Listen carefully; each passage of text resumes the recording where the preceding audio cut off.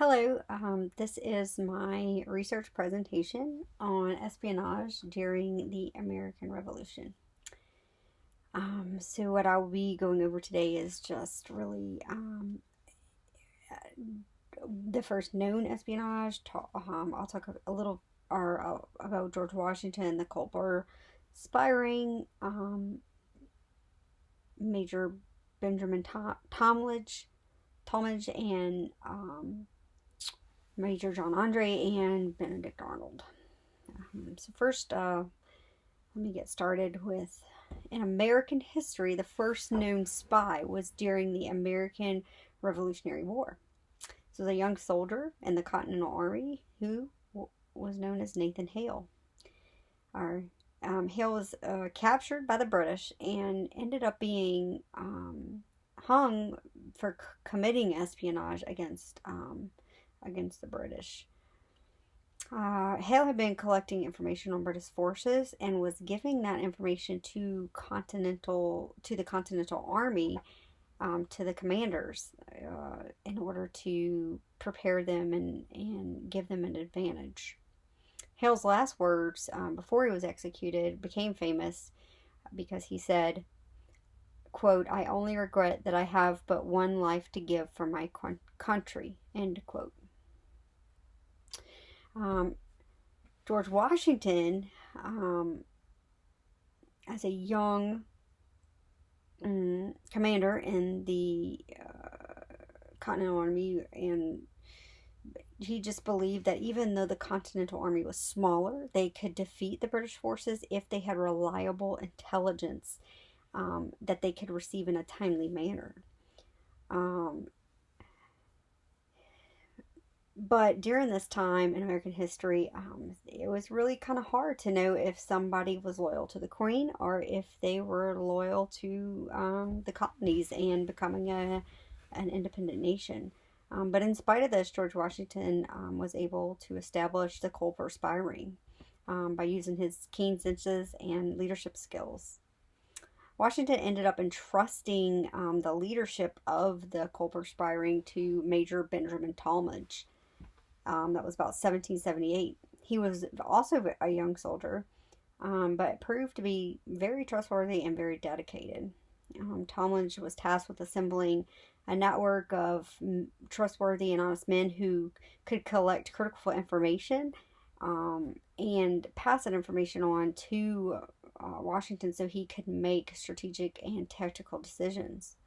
Talmadge did this by essentially finding young men like himself, and some were childhood friends or friends of friends, but they were all trustworthy and all loyal to the American cause. So they were able to collect a lot of critical information, which eventually did lead to the defeat of the British forces.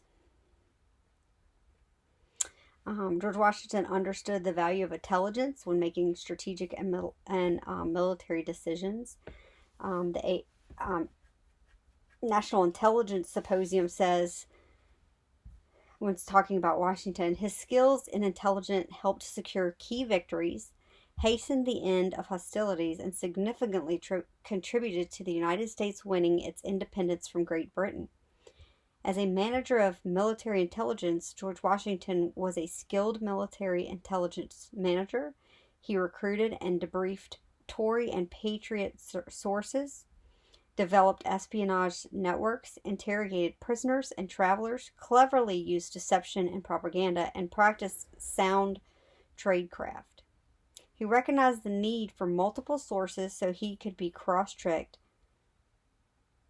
So reports could be cross-checked, and so the compromise of one asset would not cut off intelligence from an important area. During the war, he spent more than 10% of his military funds on intelligence operations.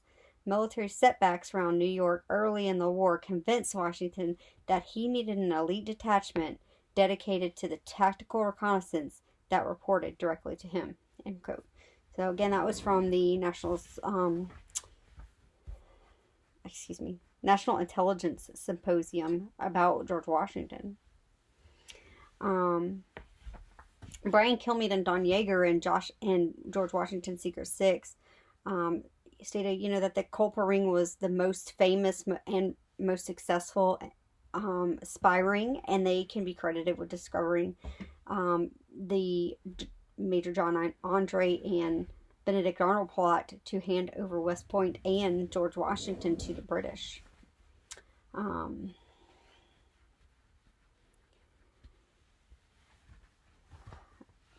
And then Jody Gilmore wrote in the Washington Spies, the spy ring was not only collected information, but also disseminated false information or counterintelligence that caused the British to cancel a surprise attack that they had planned to launch on the French, who were allied with the Continental Army. So not only were they collecting this information and using it to their advantage, they were also sending out false information, counterintelligence, in order to play to their advantages, which was pretty smart.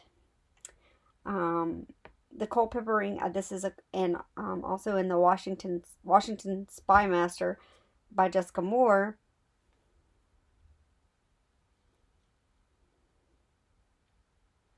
She writes, the Culpeper ring was so secretive, information about the ring was not discovered until the 1930s. The group of men executed a deception campaign which prevented the forces from conducting a sneak attack on the French as they arrived to assist the Continental Army. This same group of men discovered Benedict Arnold's plan to surrender West Point and George Washington to the British.